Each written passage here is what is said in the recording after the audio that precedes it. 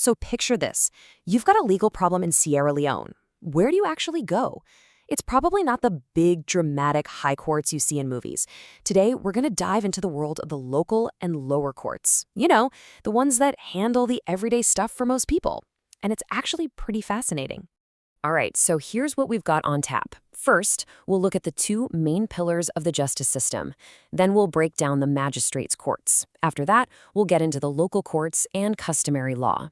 Then we'll talk about what happens when things go wrong, appeals and checks and balances. And finally, we'll touch on a few special courts for very specific needs. Okay, let's get right into it. When you boil it all down, Sierra Leone's justice system for everyday folks really rests on two main pillars. And here you can see that split pretty clearly. You've got your magistrates' courts. Think of these as the ones that use the country's general, written down laws. But then, and this is a huge deal, you have the local courts. These are a massive part of the system, especially in the provinces, serving something like 80% of the people. And they run on customary law, which is all about the local traditions and unwritten rules that have been around forever. So let's tackle that first pillar, the magistrates' courts. What they can and can't do really comes down to two simple things: where the problem happened and how much money is involved. It's basically a turf thing. A court in Freetown is for Freetown business. It can't just decide to hear a case from another judicial district. Simple as that. The only exception is if a higher court says, hey, you're taking this one. Okay, so when we're talking about money in civil cases, this is the number to remember: 5 million leones. If your claim is under that, a magistrate's court can probably hear it. But, and this is a big but, it's not always just about the cash. Right, because look at this list. There are certain types of cases that magistrates' courts just can't touch, no matter how small the amount of money is. Things like slander, divorce, or fights over who owns a piece of land, those are all automatically kicked up to a higher court. They're seen as just too complex or important for this level. So what about crime? Well, on the criminal side of things, these courts mostly deal with what are called summary offenses. It's a legal term, but you can basically think of them as the less serious crimes, the kind of thing where the sentence isn't going to be more than 5 years. And yeah, just like on the civil side, the really serious stuff is a definite no-go.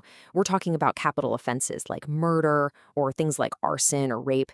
Those are way outside their league and have to go straight to a higher court. Makes sense, right? The stakes are just too high. Okay, so let's switch gears and talk about that second pillar, the local courts. You really can't understand justice in Sierra Leone without understanding these courts. They are absolutely fundamental, especially for everyone living out in the provinces. Now get this, because this is probably one of the most important things to know. When it comes to customary law matters, the financial limit on these local courts is, well, there isn't one. It's unlimited. While they have a cap for general law cases, for customary law, the sky's the limit. Just think about that for a second. We could be talking about a dispute over family land that's worth a fortune, or sorting out property in a customary marriage. The value could be in the billions or even trillions of leones. And guess what? The local court has the power to make the final call. It really shows you just how much authority they have at the grassroots level. So, with that kind of incredible power, the obvious question is, who's watching them? What's to stop things from going wrong? Well, that's where things get really interesting, because there is a system of checks and balances. And it starts with this kind of weird legal quirk. There's this position called the Customary Law Officer, or CLO. This person has a ton of power to oversee the local courts. But the law that gave them all these powers, the 2011 Act, it never actually officially created the office. It's a classic case of, oops, a costly one, as it says here. So the system has just sort of had to work around this little detail. But even with that strange legal situation, the CLO is super important. They're the ones watching over things to make sure a court doesn't overstep. They can transfer a case if it looks like there's bias. They can even step in and review a judgment if they think there's been a miscarriage of justice. Plus, they do training. They're basically the guardrails for the local courts. But let's say you're in a case and you lose, and you think the decision was wrong. You don't actually go to the CLO. Your first step is to appeal to something called the District Appeal Court. And the way this court is set up is really smart.